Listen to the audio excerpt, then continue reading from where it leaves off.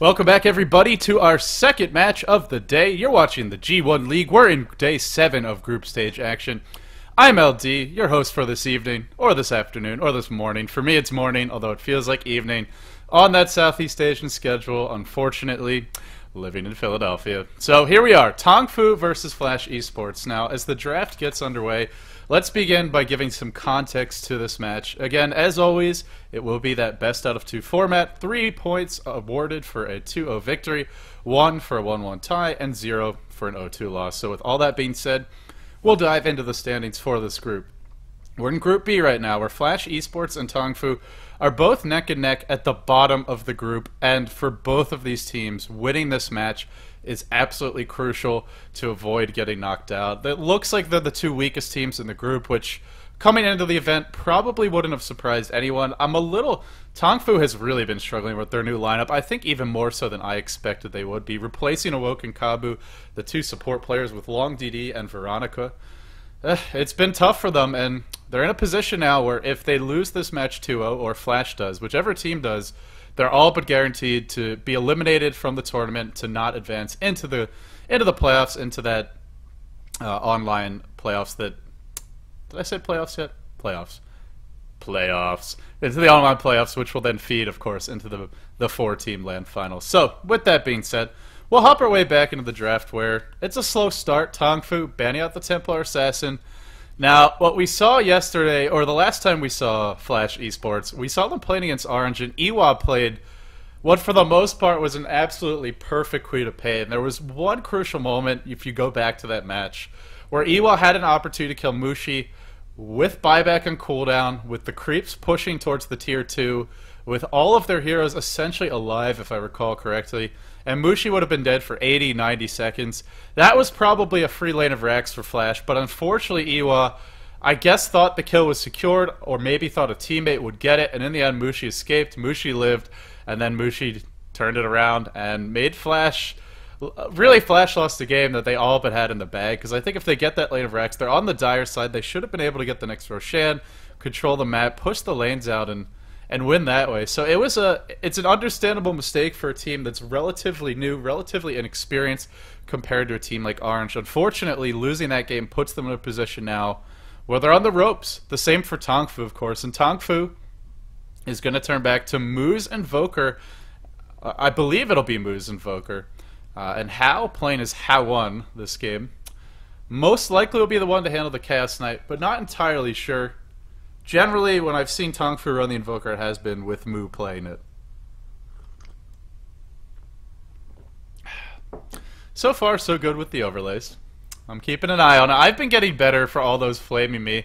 I don't think I've actually made any mistakes for the past 2 days, unless I'm trolling you guys intentionally, so... Give it a rest already, would you? But yeah, here we go. The Bounty Hunter picked up by Flash, so they're going to go for ehwah's Queen of Pain and DSF's Bounty Hunter. DSF, of course, the off-lane player for Flash. And Bounty Hunter, a hero that we've seen just be so effective in this tournament. Had more success today. LGD ran him very... It was a solid pick, and it's an off-lane hero that, if he has any kind of a start... You know, we talked about it in the past. You have to buy detection to deal with him, just to kill him, and that's an investment for supports who are oftentimes poor. Maybe they don't get their wands, maybe they don't get to finish an urn, some sort of basic item. Sure, wards are cheaper, but they're still 150 gold. They're not exactly free, and of course, if he does have success, then not only are the supports spending money on wards, but you know, that the enemy team falling behind in experience, falling behind in gold, and your team really pulling ahead. But I like Tongfu's response. They pick heroes that can fight, that have tons of lockdown, and that can essentially keep Flash in a defensive posture. Or that's the goal with the Invoker, the Chaos Knight, the Shrek. You don't want to let Bounty Hunter and Batrider, Queen of Pain, if you let these heroes get their levels up, once they get to level 6, level 7 for each of them, that's where they can start finding solo kills, pick you off when you're farming. But if you run a Chaos Knight, Leshrac, potentially as a dual lane mid, or as a very strong safe lane combo, even gives you the option for the offensive tri-lane. However they want to lane it, it's going to get you some kills early on, most likely. And even if it doesn't, you're all but guaranteed to get towers with Edict. So I think this is a smart way to play. Don't let Flash punish the weakness of their lineup, which is that they aren't really going to be that strong in the laning phase. They're going to get much stronger once they get their levels up, and in the mid game, trying to pick off supports. Shadow Demon banned out, very good defensive hero, and you're up against the lineup that has a lot of offensive, or a lot of strong chain stun as it is. If you give them a Shadow Demon, then suddenly Batrider jumps in, your ally gets disrupted, you get disrupted under the tower, and the fight gets turned around. It's going the other way. Pretty annoying hero to deal with when you're trying to tower dive, so I like this ban quite a bit. I also wonder if there's any chance we'll see a solo mid Batrider, because there's already a Bounty Hunter picked up, and generally that's your offlane hero. Really never see him anywhere else. So offlane Bounty Hunter, either a jungle bat or a solo mid Batrider. I think running him mid might be the better option, honestly, because Queen of Pain against the Chaos Knightless Shrek, she can die early. If he hits a nice Chaos Bolt, if it's more than a 1 second stun, it could be enough to bring her down. So Batrider would be a bad choice. He's a bit tankier, and as you're chasing him, he does tons of damage to you simply by surviving and running away, whereas Queen of Pain, a lot of her damage comes from auto-attacking, from that slow from Shadow Strike, so not as good of a defensive pick against that kind of chain stun. Flash just continues to ban out all these heroes that punish aggression. They start with the Shadow Demon, they go back to the Tidehunter. Heroes that can make you pay for diving towers, heroes that can make you pay for going for lots of kills. And if Flash gets to play their game, they're going to be living in Tongfu's jungle. They're not going to be playing defensively at all. So I like these bans, and the question is, what's left as far as those defensive heroes go? A great option that I'm shocked neither team has banned or picked is the Twin-Headed Dragon. It's one of the best supports in the game right now. We've seen it time and again just be so powerful. Not only defensively, but he's a very dangerous offensive powerhouse as well, just because Ice Path, so spammable, such a reliable AoE stun. And heck, he can push too if you want to run a Chaos Knightless Shrek, Twin-Headed Dragon, tri-lane. Queen of Pain, Bounty Hunter, Batrider, none of these heroes can do anything against that, aside from maybe Bounty Hunter sitting there collecting experience, but he can't stop the push. If he gets caught, he'll die, and so it could be a nice choice.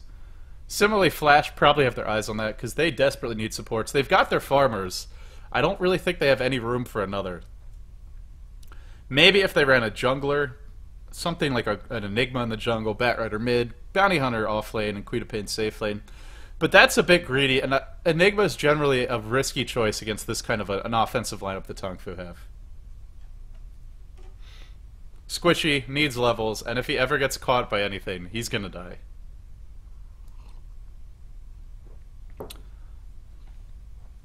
It's gotta be the Twin-Headed Dragon. Oh, no, sorry, I got banned with that last ban. I was checking the chat and just came back to the game. So, no Twin-Headed Dragon for them. I wonder what supports they have their eyes on right now. A lot of the best ones are out of the pool, especially in this version.